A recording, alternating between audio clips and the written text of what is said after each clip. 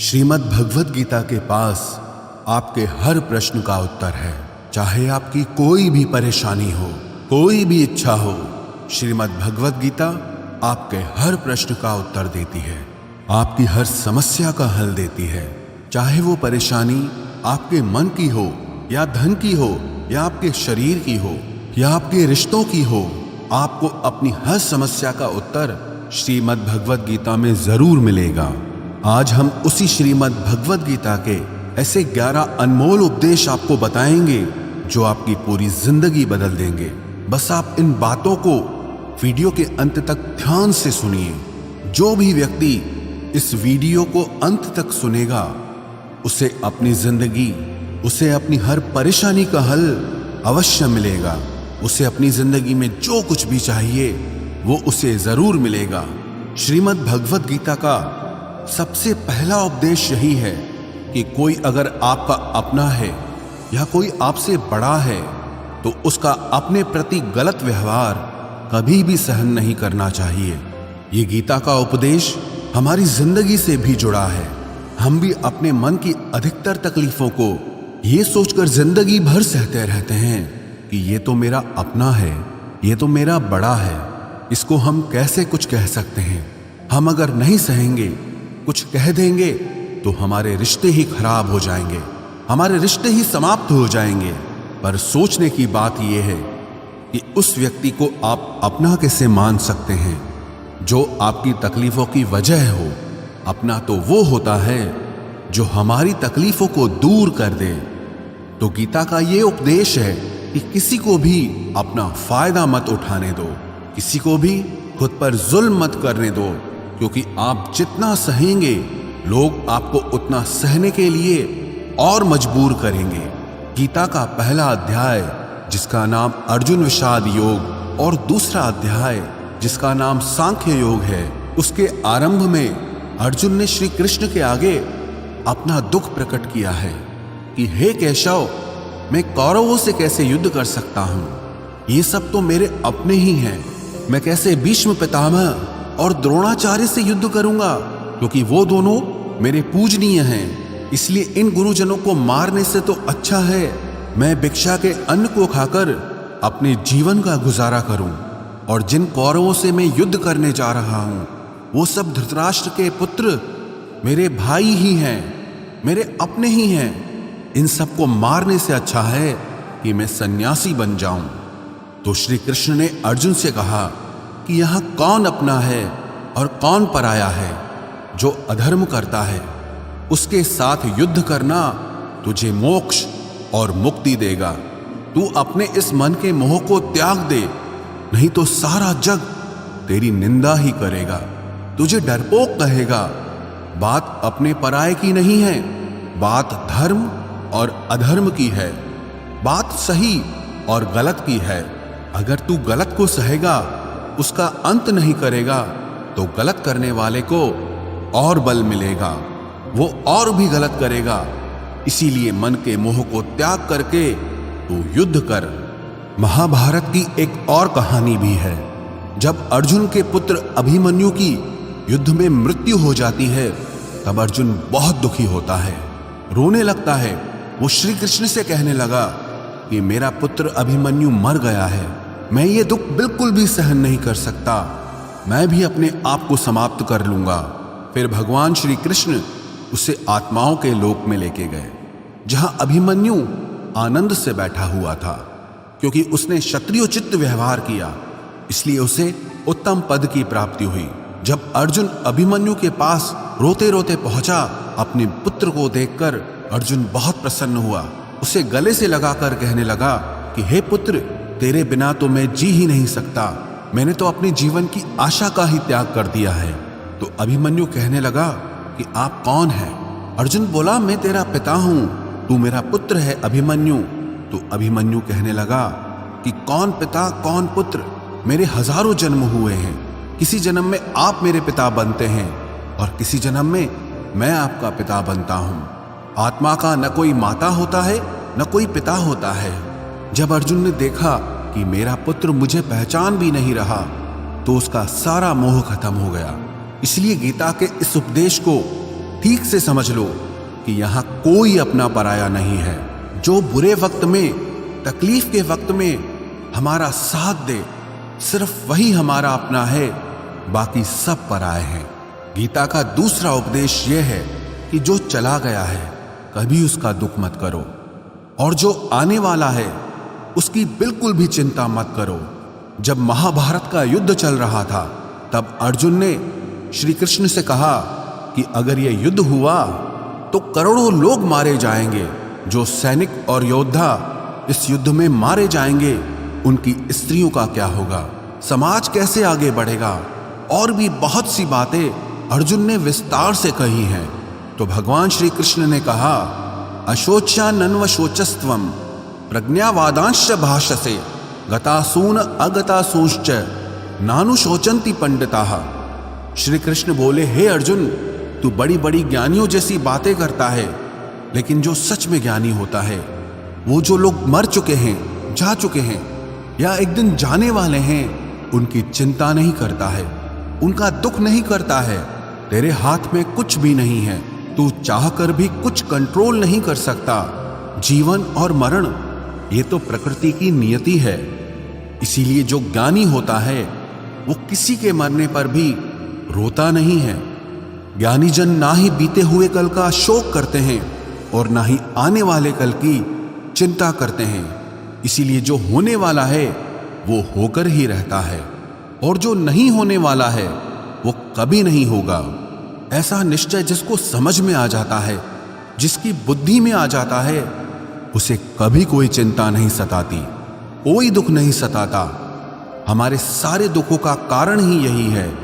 या तो हम जो वक्त गुजर चुका है उसे सोच सोचकर परेशान होते रहते हैं, या भविष्य की चिंता कर करके खुद को बीमार कर देते हैं, नष्ट कर देते हैं। गीता का ज्ञान हमें यही सिखाता है कि ना तो हम बीता हुआ कल बदल सकते हैं और ना ही आने वाले कल पर कंट्रोल कर सकते हैं। हमारे हाथ में सिर्फ वर्तमान है, सिर्फ आज का ही पल है। हमारा 98% तनाव और चिंताएं भूतकाल और भविष्यकाल के बारे में सोचते रहने से होता है। हम हमेशा उसी में ही जीते रहते हैं, मगर वर्तमान में कभी नहीं जीते, इस पल को कभी नहीं जीते। जब आप वर्तमान का पूरा आनंद लेना सीख जाओगे, तभी आपकी जिंदगी से तनाव कम होगा, चिंताएं खत्म होगी। वर्तमान में जीना एक बहुत बड़ी उपलब्धि है। हमारे हाथ में भी सिर्फ आज का ही पल है। हमें जो भी करना है आज ही करना है। कभी भी ये सोचकर समय को नष्ट नहीं करना चाहिए कि अभी मेरे पास बहुत समय बचा है। एक गुरुजी ने अपने एक शिष्य को पारस का पत्थर दिया। उनका वो शिष्य बहुत आलसी था, हर काम को कल पे टाल देता था। तो गुरुजी ने उससे कहा कि मैं तुझे ये पारस पत्थर दे रहा हूं। इस पारस पत्थर से जब तू लोहे को स्पर्श कराएगा तो वो लोहा स्वर्ण बन जाएगा, सोना बन जाएगा। और ये पारस पत्थर मैं तुझे 1 महीने के लिए दे रहा हूं। जब 1 महीना समाप्त हो जाएगा तब मैं तुझसे ये पत्थर वापस ले लूंगा। तब तक तू इस पत्थर को अपने पास ही रख। गुरुजी का वो शिष्य बाजार में लोहा खरीदने के लिए गया। जब बाजार में वो लोहा खरीदने पहुंचा तो उसे लोहे का वो रेट बहुत महंगा लगा। उसने कहा थोड़े दिन रुक के ले लूंगा, जब लोहे का रेट कम हो जाएगा। पर उसकी बुद्धि में ये बिल्कुल नहीं आया कि इस लोहे को मैं सोना बनाकर बहुत अधिक धन बना सकता हूं। लेकिन उसके मन की सुस्ती, उसके मन का आलस्य, उसकी वजह से उसने उस काम को कल पे टाल दिया। ऐसे ही करते करते पूरा महीना समाप्त हो गया। फिर गुरुजी उस शिष्य के पास आ पहुंचे कि बताओ तुमने कितना सोना बनाया। शिष्य बोला कि मैंने तो अभी सोना बनाना शुरू भी नहीं किया। तो गुरुजी ने कहा मुझे मेरा वो पारस पत्थर वापस चाहिए। शिष्य बोला कि नहीं, मुझे थोड़ा वक्त दीजिए, मैं थोड़ा सोना बनाना चाहता हूं। गुरुजी ने कहा कि ये पारस पत्थर पूरा 1 महीना तेरे पास था, पर तू कुछ नहीं कर पाया, लेकिन अब समय समाप्त हो चुका है। ऐसे ही ये हमारा जीवन है, हमारी जिंदगी है, और ये समय ही पारस पत्थर है। हम समय के एक एक पल से अपने जीवन को सोना बना सकते हैं, लेकिन हमें यह लगता है कि हमारे पास बहुत समय बचा है, एक दिन जिंदगी को जी लेंगे, एक दिन जिंदगी में खुश हो जाएंगे। लेकिन वो दिन कभी नहीं आता और हम जिंदगी भर भागते रहते हैं, चिंता करते रहते हैं, दुखी होते रहते हैं, लेकिन जिंदगी को जीना, खुश रहना हम भूल जाते हैं। इसलिए गीता का ज्ञान हमें यह सिखाता है कि आप आज में जीना सीखो, इस पल में जीना सीखो। गीता का तीसरा उपदेश यह है कि मौत से डरना बिल्कुल व्यर्थ है। श्री कृष्ण ने गीता में कहा है कि यह संसार मृत्यु लोक है, जिसका भी जन्म हुआ है वो एक दिन जरूर मर जाएगा, जिसका आरंभ हुआ है उसका अंत अवश्य होगा। हम इसे रोक नहीं सकते। जैसे हम रोज कपड़े बदलते हैं, वैसे ही हमारी आत्मा नया शरीर धारण करती है। मृत्यु सिर्फ इस जीवन का एक नया आरंभ है, इस जीवन का अंत नहीं है। आत्मा कभी नहीं मर सकती और ना ही उसे कोई मार सकता है, लेकिन मौत का डर मनुष्य को सबसे ज्यादा लगा रहता है। मौत का दुख भी इंसान को सबसे ज्यादा होता है। एक पेड़ में दो पक्षियों का जोड़ा रहता था। उन दोनों को एक दूसरे से बहुत प्रेम था। उन्होंने साथ जीने मरने की कस्में खाई थी। एक दिन वहां एक शिकारी आया और उसने एक तीर चलाकर वहां पेड़ पर बैठे मादा पक्षी को मार दिया। तो वो अकेला नर पक्षी रोने लगा कि मैं तुम्हारे बिना कैसे जी पाऊंगा, तुम्हारी जगह मेरी मृत्यु आ जाती, मेरा जीवन तुमको मिल जाता। वो रो रो के बहुत विलाप करने लगा। इतने में ही उस शिकारी ने दूसरा तीर चलाया और उस नर पक्षी को भी मार दिया। वास्तविकता में ये कहानी हमारी ही है। हम भी रोते रहते हैं जब कोई मरता है तो, लेकिन हमें ये नहीं पता कि एक न एक दिन हमारा भी जीवन समाप्त हो जाएगा। हम भी उसी मृत्यु के पेड़ पे ही बैठे हैं, लेकिन शरीर का मिटना हमारा अंत नहीं है। श्री कृष्ण ने अर्जुन से कहा कि हे अर्जुन, तेरे और मेरे अनंत जन्म हुए हैं, तुझे कुछ भी याद नहीं है, लेकिन मुझे सब याद है। जो व्यक्ति इस सत्य को समझ ले कि मैं यहां इस संसार में कुछ समय के लिए आया हूं, उसकी जिंदगी के सारे झगड़े, सारे दुख, सारी चिंताएं ही समाप्त हो जाएंगी। जब इस संसार से जाना ही है तो दुख किस बात का। पहले के जमाने में साधु महात्मा लोग पैदल यात्रा करते थे। यात्रा करते करते वो एक नगर में पहुंचे। वो महात्मा बहुत थक चुके थे। उस नगर में उन्होंने एक महल देखा और उन्होंने उस महल में जाकर विश्राम करने का सोचा और वो महल में जाकर सो गए। जब उस महल में वहां का राजा पहुंचा तो अपने पलंग पर उस महात्मा को सोता देखकर बहुत हैरान हो गया। राजा उस महात्मा से पूछने लगा कि तुम मेरे महल में कैसे घुस आए और मेरे बिस्तर पर सो रहे हो। महात्मा कहने लगा, ये तुम्हारा महल है, मुझे तो लगा ये धर्मशाला है। तो राजा ने कहा, आपको मेरा महल धर्मशाला कैसे लगा? तो महात्मा ने राजा से प्रश्न किया कि तुमसे पहले इस महल में कौन रहता था? तो वो राजा बोला कि मुझसे पहले मेरे पिता यहाँ पर रहते थे और उससे पहले मेरे दादाजी यहाँ पर रहते थे। तो महात्मा ने फिर प्रश्न किया कि क्या तुम इस महल में हमेशा रहोगे या तुम्हारे बाद कोई और रहेगा? तो राजा कहने लगा कि मेरे बाद मेरा पुत्र इस महल में रहेगा। तो महात्मा राजा से कहने लगे कि जिस जगह पर रहने वाले बार बार बदल जाते हों उसे घर कैसे कह सकते हो? वो तो धर्मशाला ही है। इसीलिए तेरे महल को धर्मशाला समझकर मैं इसमें रात बिताने के लिए आ गया। धर्मशाला जान जग को, जीव सब मेहमान है, मोह किससे मत करो, सब स्वप्न का सामान है। यदि हम भी इस बात को समझ लें कि हम यहाँ कुछ समय के लिए आए हैं, आनंद करने के लिए आए हैं, खुश रहने के लिए आए हैं, तो हमारे सारे दुख ही समाप्त हो जाएं। जब हम अपना मोह यहाँ जमा लेते हैं, अपना दावा यहाँ जमा लेते हैं कि ये मेरा है, इसे मैं छोड़ नहीं सकता, इसके बिना मैं जी नहीं सकता, तो हमारा जीवन दुखों से भर जाता है। इसलिए जीवन में मृत्यु का भय त्याग करके जीवन का प्रतिपल आनंद लेना चाहिए। गीता का चौथा उपदेश, मन और विचारों को कंट्रोल किए बिना जीवन में कभी शांति और सुकून मिलने वाला ही नहीं है। अर्जुन ने श्री कृष्ण से कहा कि मेरा मन सही गलत सब कुछ जानता है, फिर भी मेरे विचार और मेरा मन मुझसे कंट्रोल नहीं होता। मैं जो करना चाहता हूं वो कर नहीं पाता हूं, और जो नहीं करना चाहता हूं वो मेरा मन मुझसे जबरदस्ती करवाता है। इसीलिए मैं बेचैन हो गया हूं, मुझे शांति प्राप्त नहीं हो रही। तो श्री कृष्ण ने अर्जुन से कहा, उसके लिए तुझे अपने मन और विचारों से डिटैच होकर अपने मन और विचारों को सही दिशा में ले जाने की प्रैक्टिस करनी होगी, अभ्यास करना होगा। और ये एक दिन का काम नहीं है। जब तक तू अपने मन और विचारों की गुलामी का त्याग नहीं करता, तब तक तुझे जीवन में कभी शांति नहीं मिलेगी। एक राजा था, वो बहुत बेचैन और परेशान रहता था। एक दिन वो अपने गुरुजी के पास गया और उनसे कहने लगा कि मेरा मन बहुत बेचैन है, मैं बहुत परेशान हूं, मैंने पूरे संसार को जीत लिया है, सब कुछ है मेरे पास, पर मैं खुश नहीं हूं, मेरे मन में सुकून नहीं है, शांति नहीं है। तो गुरुजी ने राजा से कहा कि तुम्हारे नगर में अगर कोई ऐसा व्यक्ति है जिसने सुकून को प्राप्त कर लिया है, शांति को प्राप्त कर लिया है, तुम उसका एक बार कुर्ता पहन लो तो तुम्हारे जीवन में भी शांति आ जाएगी। राजा बहुत प्रसन्न हो गया कि ये तो बहुत आसान काम है। वो अपने राजमहल में आया और राजसभा में वो सबसे कहने लगा कि आप लोगों में से जो भी शांत हो चुका हो, जिसे सुकून मिल गया हो, वो अपना कुर्ता मुझे दे दे।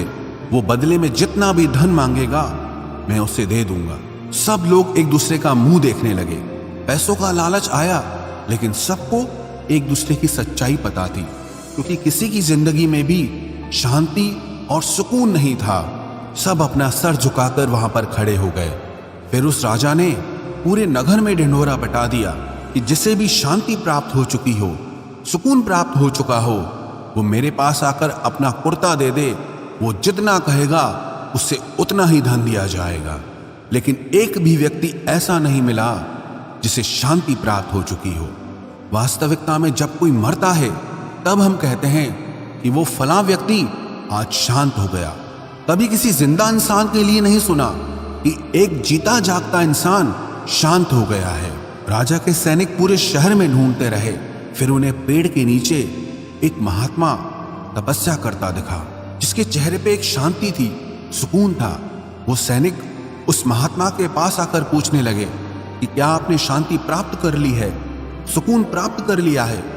महात्मा ने कहा, मैं पूरी तरह से शांत हूं। तो सैनिक उसे राजा के पास ले आए। राजा ने उस महात्मा से प्रश्न किया कि क्या आपको शांति और सुकून प्राप्त हो चुके हैं? वो महात्मा कहने लगे, महाराज, मैं पूरी तरह से शांत हूं, मुझे कोई चिंता नहीं, मुझे किसी चीज की लालच नहीं, मुझे कोई इच्छा नहीं है।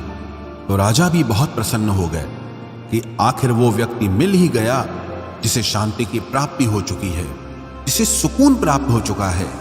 तो राजा उस महात्मा से कहने लगे कि हे महात्मा, आप कृपया करके अपना कुर्ता मुझे दे दीजिए, बदले में आप जो मांगेंगे मैं आपको दे दूंगा। वो महात्मा कहने लगे कि महाराज, सुकून और शांति तो मुझे मिल चुके हैं, लेकिन क्या करूं, मेरे पास कुर्ता ही नहीं है पहनने के लिए जो मैं आपको दे सकूं। जब राजा ने उस महात्मा की ये बात सुनी कि इस महात्मा के पास कुर्ता भी नहीं है पहनने के लिए, उसके बाद भी ये महात्मा एकदम शांत है, इसके जीवन में सुकून है। मैं सारी जिंदगी धन को जोड़ने में लगा रहा, दुनिया जीतने में लगा रहा, लेकिन मुझे शांति नहीं मिली, सुकून नहीं मिला, क्योंकि शांति और सुकून बाहर की चीज नहीं है, अपने भीतर की चीज है। इसीलिए जब तक कोई व्यक्ति अपने मन और विचारों को कंट्रोल नहीं करता, तब तक उसके जीवन में सुकून और शांति नहीं आती। और गीता का उपदेश हमें यही सिखाता है कि जीवन में शांति चाहिए तो मन को शांत करना सीखो। गीता का 5वां उपदेश यह है कि वासना, क्रोध और लालच सर्वनाश का कारण है, नरक का द्वार है। जिस भी मनुष्य में ये 3 अवगुण होते हैं, वो हमेशा दूसरों को दुख पहुंचाकर अपने ही सुख और स्वार्थ की पूर्ति करता रहता है।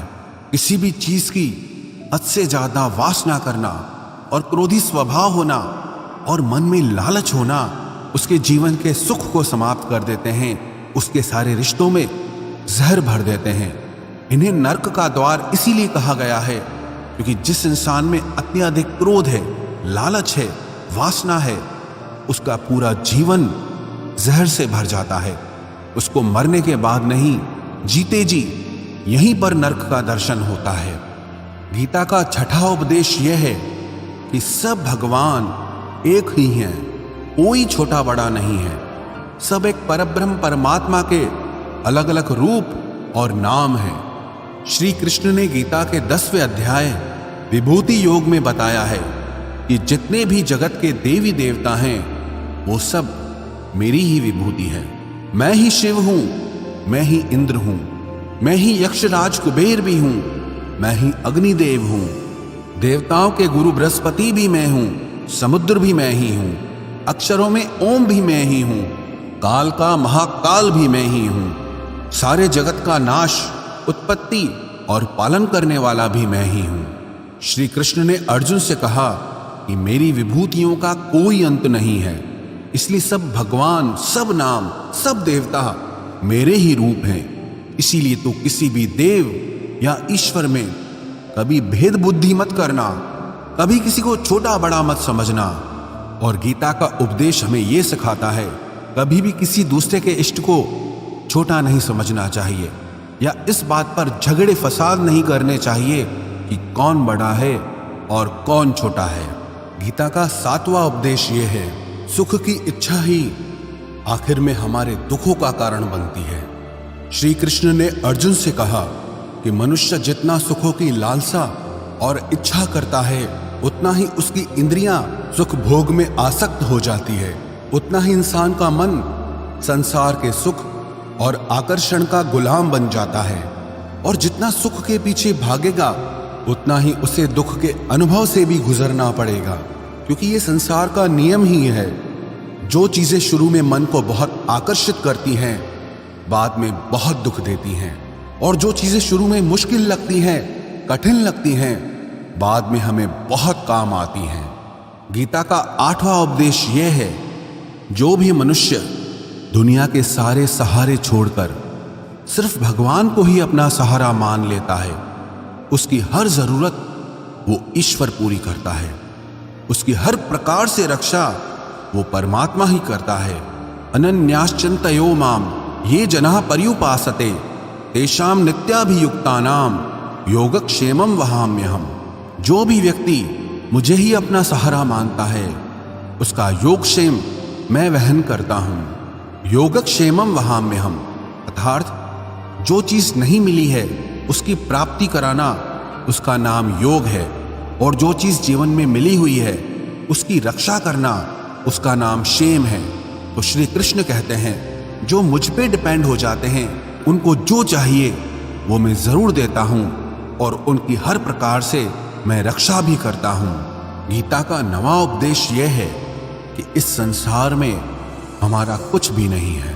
गीता सार में आपने कई बार सुना होगा कि तुम्हारा क्या गया जो तुम रोते हो, तुम क्या लाए थे जो तुमने खो दिया, तुमने क्या पैदा किया जो नष्ट हो गया, तुमने जो लिया यहीं से लिया, जो कुछ भी दिया यहीं पर दिया। जो आज तुम्हारा है कल किसी और का होगा, क्योंकि परिवर्तन इस संसार का नियम है। कल तक जिसके बिना आप जी नहीं सकते थे आज उनसे कोई रिश्ता ही नहीं है, बातचीत तक नहीं है। कहाँ गए वो जीवन भर के सारे रिश्ते, वो सारे मित्र जो साथ जीने मरने की बातें करते थे, आज पता भी नहीं कि वो लोग कहाँ चले गए। ये संसार परिवर्तनशील है, सब लोग यहां बदल जाते हैं, हर रिश्ता बदल जाता है, और तो और ये हमारा शरीर भी हर दिन बदल रहा है। बचपन से जवानी, जवानी से बुढ़ापा, और एक दिन ये शरीर हमारा साथ छोड़ देता है। तो किसके लिए रोना और किसकी चिंता करना।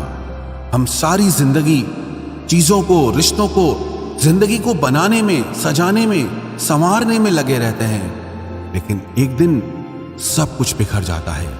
सारी जिंदगी जिस संपत्ति, जिन रिश्तों के लिए हम लड़ते रहते हैं, एक दिन सब कुछ छोड़ करके हमें इस दुनिया से जाना पड़ता है। गीता का 10वां उपदेश हमें यह सिखाता है कि किसी से भी हद से ज्यादा मोह कभी मत करना। श्री कृष्ण ने गीता का पूरा ज्ञान ही अर्जुन के मोह को नष्ट करने के लिए कहा है। ये मोह ही है जो इंसान को सबसे ज्यादा रुलाता है। मोह इतना बलवान है कि शेर जैसे इंसान को भी गीदड़ बना देता है। जो अर्जुन युद्ध में देवताओं से भी जीत गया, पर अपने रिश्तेदारों को युद्ध में देखकर उसका हाथ कांपने लगा। वो बोला, हे केशव, मेरे हाथ में धनुष पकड़ने की ताकत भी नहीं बची है, मेरे हाथ कांप रहे हैं, मैं युद्ध नहीं कर पाऊंगा। ये मोह इतना पेनफुल होता है जिसकी पीड़ा ना सह पाने के कारण कई लोग अपनी जिंदगी खत्म कर देते हैं, आत्महत्या तक कर लेते हैं कि उस व्यक्ति के बिना हम जी नहीं पाएंगे। जीवन में किसी से भी हद से ज्यादा मोह करोगे तो जीवन भर पीड़ा का ही सामना करना पड़ेगा। जो व्यक्ति अपने मोह से बाहर नहीं आता, उसका सब कुछ उससे छिन जाता है, उसकी सारी खुशी खत्म हो जाती है। इसीलिए गीता का ज्ञान बार बार यही सिखाता है कि अपने मन के मोह को त्याग करके आप बलवान बनो, बुद्धिमान बनो, सत्य के दर्शन करो कि वास्तविकता क्या है। क्योंकि हमारा मोह हमें हमेशा झूठ ही दिखाता है, झूठ पे ही विश्वास दिलाता है और दिल में झूठी उम्मीदें जगाता है। और ये ही हमारे दुखों का सबसे बड़ा कारण है। हम ही मोह कर लेते हैं, हम ही लोगों से उम्मीदें लगा बैठते हैं, पर वास्तविकता बिल्कुल अलग होती है। लोग वैसे नहीं होते जैसे हम मान लेते हैं, जैसा हम समझ लेते हैं, क्योंकि मोह के कारण हमें सच्चाई नहीं दिख पाती, लोगों का असली चेहरा नहीं दिख पाता। इसीलिए गीता का उपदेश हमें यह सिखाता है कि जीवन में अगर आनंद और प्रसन्नता से रहना है तो किसी में भी हद से ज्यादा मोह कभी मत करना। गीता का 11वां उपदेश ये है कि इस दुनिया में अगर आए हो तो दुख तो मिलेगा ही मिलेगा। दुख से कभी घबराना मत, दुख से कभी डरना मत। श्री कृष्ण ने गीता में कहा है कि ये संसार दुखालयम अशाश्वतम है, अर्थात ये संसार दुखों का घर है। जैसे औषधालय में औषधि मिलती है, पुस्तकालय में पुस्तकें मिलती है, चिकित्सालय में चिकित्सा होती है, वैसे इस संसार को भी श्री कृष्ण ने एक नाम दिया है, दुखालय, जहां पर दुख मिलता हो। दुख तो यहां हर किसी के जीवन में आता ही है, लेकिन अगर दुख आया है तो सुख भी आएगा। इसीलिए दुख से कभी डरना नहीं चाहिए, क्योंकि ये संसार दुखालय भी है और अशाश्वत भी है। अशाश्वत का मतलब ही यही होता है कि यहाँ परमानेंट कुछ भी नहीं है, यहाँ सब कुछ बदल जाता है। दुख सुख में बदल जाता है और सुख दुख में बदल जाता है। सम्मान अपमान में और अपमान सम्मान में बदल जाता है। खुशी दर्द में और दर्द खुशी में कभी भी बदल जाती है। जीत हार में और हार जीत में यहाँ कभी भी कुछ भी बदल सकता है। कुछ भी परमानेंट नहीं है, ना ही हम परमानेंट हैं, ना ही हमसे जुड़ी कोई चीज यहाँ पर परमानेंट है, क्योंकि ये संसार अशाश्वत है, शाश्वत नहीं है। यहाँ सब कुछ बदलने वाला है, यहाँ कुछ भी परमानेंट नहीं रहेगा। तो आपका दुख भी परमानेंट नहीं रहेगा, इसीलिए दुख से कभी भी डरना नहीं चाहिए। गीता का ये उपदेश हजारों साल पुराना है, लेकिन आज भी नए से नया है। पूरे विश्व में गीता को सबसे ज्यादा पढ़ा गया है और सबसे कम समझा गया है। श्रीमद् भगवद गीता के ये उपदेश अगर कोई व्यक्ति ठीक से समझ ले और उसे अपनी जिंदगी में उतार ले तो ये पक्की बात है, वो अपनी जिंदगी में जो चाहे वो हासिल कर सकता है। अपने जीवन की हर समस्या से वो एक पल में बाहर आ सकता है। श्रीमद् भगवद गीता के इस दिव्य उपदेश को हमें बार बार सुनना चाहिए, हर रोज सुनना चाहिए। जब भी जीवन में कोई चिंता या परेशानी आए तो एक बार इस उपदेश को जरूर सुन लेना और मन में ये विश्वास रखना कि गीता का ये उपदेश आपकी जिंदगी की हर परेशानी में आपको राह अवश्य दिखाएगा।